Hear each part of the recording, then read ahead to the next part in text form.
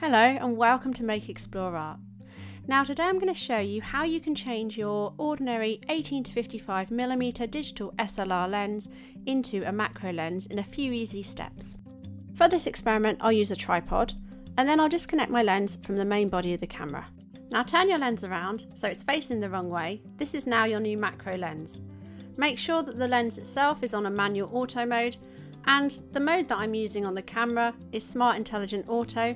Also make sure that your aperture is set to wide. As I've got the live view on, I can now use my lens and my hand to adjust the focus, and then I can take my macro photos.